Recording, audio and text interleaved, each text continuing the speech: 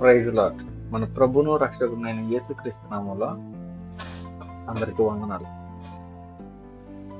ఆశీర్వాదము అనగా, ఆశీర్వాదము అంటే మన మైండ్లో తిరిగేది, సాధారణంగా అందరి మైండ్లో తిరిగేది ఏంటో తెలుసా?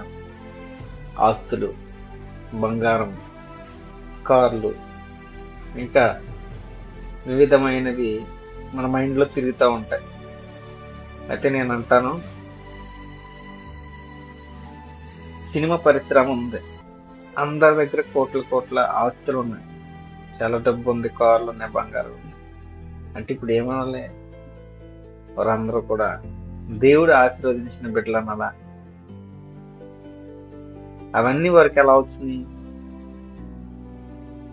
అశ్లీలంగా దుస్తులు ధరించుకుని, వేషధారణ చేసి, ఇంకా రకరకాల పనులు చేసి, అసభ్యకరమైన పనులు, దొంగతనం ఎలా చేయాలి, నరహత్య ఎలా చేయాలి, స్మగ్లింగ్ ఎలా చేయాలి, ఎన్నో రకాల వేషాలు వేసి సినిమాలు తీస్తే వచ్చిన డబ్బు కోట్లు. ఇంకా చూస్తూ ఉంటే వ్యభిచారం చేసి సంపాదించి కోట్లు సంపాదించిన వాళ్ళు కూడా ఉన్నారు. అంటే వాళ్ళు ఆశీర్వాదం పొందిన వారే. ఇంకా పాలిటిక్స్, రాజకీయాలు చూస్తే అనేక మంది భయంకరంగా అవినీతిగా సంపాదించిన డబ్బుతో కోట్లు సంపాదించి బంగారం, బంగ్లాలు, ఆస్తులు ఎన్నో సంపాదించారు అవినీతితో. వారందరూ కూడా దేవుని ద్వారా ఆశీర్వదింపబడిన వారా? మన ఆలోచన కరెక్ట్ కాదు. ఎందుకంటే ఆశీర్వాదం అంటే ఎంత డబ్బు ఉండటం, ఇన్ని బంగ్లాలు ఉండటం, ఇన్ని ఆస్తులు ఉండటం కాదు. ప్రశాంతంగా బ్రతకడం, ప్రశాంతంగా మనము బ్రతకడం. నువ్వు ప్రశాంతంగా తింటున్నావా? ప్రశాంతంగా పండుకుంటున్నావా? ప్రశాంతంగా బ్రతకగలుగుతున్నావా?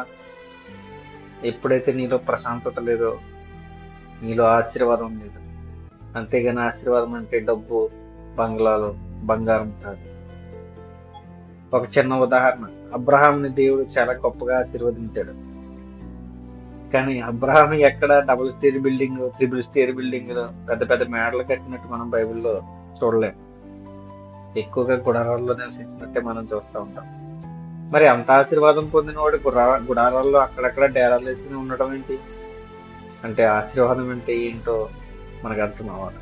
దేవుడు ఆశీర్వదించాడు, పిల్లల్ని తరాలను చూస్తారని ఆశీర్వదించాడు. నీ జనం ఇస్క్రీన్ వలె విస్తరిస్తారని ఆశీర్వదించాడు. జీవం కలిగిన ప్రతి మనుషుడు కూడా, ప్రతి మనుషుడికి నువ్వు తండ్రి అవుతావని ఆశీర్వదించాడు. ఇంకొక చిన్న ఉదాహరణ చెప్పనా? యేసుక్రీస్తు అపవాది అరణ్యంలో శోధించినప్పుడు ఒక మాట అంటాడు, నేను నీకు ఈ లోకాన్ని, ఈ లోక భోగాలన్నీ, ఆస్తుపాస్తులన్నీ నీకు ఇచ్చేస్తాను, నీ చేతికి అప్పగిస్తాను, నీవు వచ్చిన కాళ్ళు మొక్కు అంటాడు. ఎప్పుడైతే కాళ్ళు మొక్కితే, అపవాది కాళ్ళు మొక్కితే గనక అవన్నీ కూడా ఇస్తానంటది. ఏంటంట? ఈ లోక భోగాలు, ఆస్తులు, పాస్తులు, ఈ ప్రపంచాన్ని నీకు ఇచ్చేస్తాను, నువ్వు నా కాళ్ళు మొక్కంట. దీన్ని బట్టి మనం అర్థం చేసుకోవచ్చు ఈ ఆశీర్వాదాలు ఏంటో, మనం ఏ దారిలో వెళ్తే వస్తున్నాయో, ఎవరి కాళ్ళు మొక్కితే వస్తున్నాయో, ఈ అపవాది తంత్రాలను మనం చిత్తాన్ని నెరవేరిస్తే వస్తున్నాయో జాగ్రత్తగా మనం పరీక్షించుకుంటాం. Praise lord.